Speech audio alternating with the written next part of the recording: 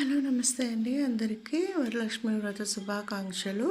ముందుగా అమ్మవారికి నైవేద్యం సమర్పించాక మీతో మాట్లాడతాను. చాలా డేస్ అయింది వీడియో పెట్టాక, హెల్త్ కొంచెం అప్సెట్ అయింది, కొంచెం అర్థం చేసుకోండి. ముందుగా రవ్వ కేసరి ఎలా చేయాలో వీడియోలోకి వెళ్దాం.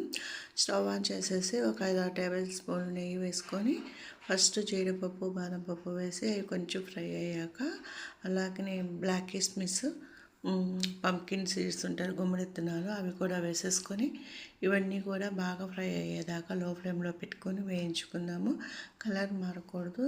ఇప్పుడు కిస్మిస్ ఇలా ఉబ్బినాయి కదా, ఈ టైంలో వీటిని తీసుకొని ఒక గిన్నెలో పెట్టేసుకొని మనము అదే బండిలో నెయ్యి ఉంది కదా, తీసుకున్న కొలతతోనే అన్నీ ఒకే కప్ మెజర్మెంట్ చెప్తున్నా నేను.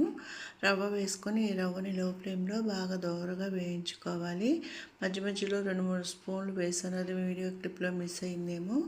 ఇలా వేసుకొని బాగా ఎర్రగా వేయించుకున్నాక అదే కప్పు రవ్వ తీసుకున్నామో అదే కప్పుతోటి 5 కప్పుల వాటర్ పోసుకొని పక్కన స్టవ్ మీద పెట్టి బాగా వాటర్ మరిగాక మనము ఈ రవ్వ బాగా ఫ్రై అయ్యింది కదా, ఇప్పుడు స్టవ్ ఆఫ్ చేసేసుకొని ఈ రవ్వని మరుగుతున్న వాటర్ని రవ్వలో వేసేసుకుందాము. ఇలా వేసుకొని కంటిన్యూస్గా కలుపుకుంటూ ఉందాము, అప్పుడే ఉండకట్టుకోకుండా ఉంటుంది. నేనైతే కొంచెం ఒకసారి పోసి తర్వాత మొత్తం అంతా పోసేసాను.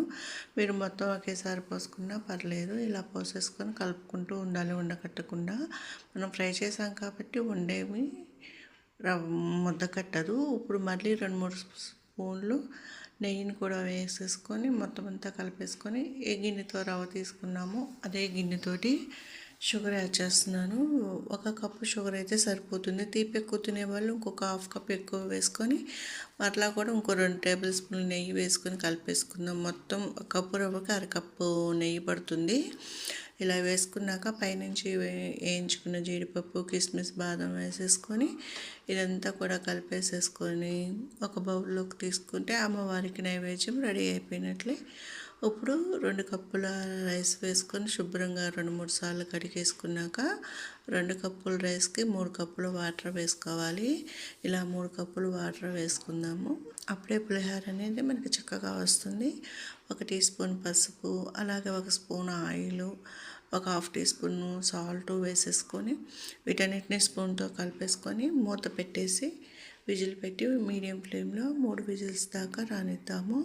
సో మన ఛానల్లో టెంపుల్ స్టైల్ పులిహోర ఎలా చేయాలో ఛానల్లో ఉంది, చెక్అవుట్ చేయండి. నేను ఇప్పుడైతే నార్మల్గానే పులిహోర చేస్తున్నాను. ఇప్పుడు 2 గ్లాసుల రైస్కి పెద్ద నిమ్మకాయ సైజ్ అంత చింతపండు తీసుకొని వాటర్ వేసి 2-3 సార్లు శుభ్రంగా కడిగాక మళ్ళీ వాటర్ పోసి నానబెట్టి నానిన ఈ చింతపండుని ఇంకొక బౌల్లోకి ట్రాన్స్ఫర్ చేసుకొని పొయ్యి మీద పెట్టి దీన్ని ఉడికించుకుందాము. ఇది ఉడికి చల్లారేదాకా కూడా వెయిట్ చేసి పక్కన పెట్టుకుందాము. ఇప్పుడు స్టవ్ ఆఫ్ చేసి దీన్ని పక్కన పెట్టుకుందాం. ఇప్పుడు పులిహోర రైస్ మనకు చక్కగా పొడిలాడుతూ వచ్చింది కదా, దీన్ని ఒక ప్లేట్లోకి తీసుకుందాం. మొత్తం కూడా ప్లేట్లోకి తీసేసుకున్నాక ఇప్పుడు మనం ముందుగా రైస్ని మొత్తం కూడా ఇలా ఒక వెడల్పాటి బౌల్లో వేసుకుందాం. చింతపండుని ఉడికించాం కదా, అందులో వాటర్ రాకుండా చింతపండుని ఫస్ట్ వేసేసుకొని మిక్సీ పట్టుకొని మళ్ళీ కొద్దిగా అందులో ఉన్న వాటర్ వేసేసుకొని మిక్సీ పెట్టి పక్కన పెట్టుకుందాం. ఇప్పుడు స్టవ్ ఆన్ చేసి కొంచెం ఆయిల్ ఎక్కువే పడుతుంది. ఆయిల్ వేసుకొని ఆయిల్ వేడయ్యాక 5-6 టేబుల్ స్పూన్లు పచ్చెనపప్పు, ఆవాలు, మినపప్పు, జీలకర్ర వేసుకున్నాక ఇందులోకి ఎండుమిర్చి, అలాగే పచ్చిమిర్చి మరలా అవి వేసేసుకొని వీటిని బాగా ఫ్రై చేసుకుందాం. ఉప్పు, మిరపకాయలు, ఉప్పు లాస్ట్లో ఇంగువ వేసుకొని ఇవన్నీ ఫ్రై అయ్యాక మనం ముందుగా మిక్సీ పట్టుకున్న చింతపండు గుజ్జు ఉంది కదా, ఆ గుజ్జుని పోపులో వేసి ఒక 5-10 నిమిషాలు బాగా ఉడికించాలన్నమాట. ఇలా ఉడికించడం వల్ల మనకి బాగుంటుంది టేస్ట్ రెసిపీకి. ఇదివరకైతే చింతపండు ఉడికించి జాలి గిన్నెలో వేసి చేసేవాళ్ళు, అది టైం టేకింగ్ కాబట్టి మార్నింగ్ టైంలో పూజ చేయాలి కాబట్టి ఇట్లా నేను పూజ చేసుకున్నాను. ఇప్పుడైతే చేసేసుకున్నాక కరివేపాకు రెమ్మలు కూడా వేసేసి ఒక 5 నిమిషాలు ఉంచి ఇదంతా వేగిన తర్వాత స్టవ్ ఆఫ్ చేసేసుకోవాలి. లాస్ట్లో ఇందాక మనం ఉడికేటప్పుడు కొంచెం రైస్లో ఉప్పు వేసాము, అది సరిపోదు కాబట్టి మళ్ళీ కొంచెం పోపులో నేను సాల్ట్ వేసి కలుపుకొని ఇదంతా వేగినాక స్టవ్ ఆఫ్ చేసేసుకొని ఇదంతా తీసుకొచ్చి రైస్లో వేసేసి వేడి మీద మనం చేయి పెట్టకుండా గింట పెట్టేసి ఇదంతా కలుపుకొని ఆరిపోయాక చేత్తో మొత్తం అంతా కలిపేసుకోవాలి.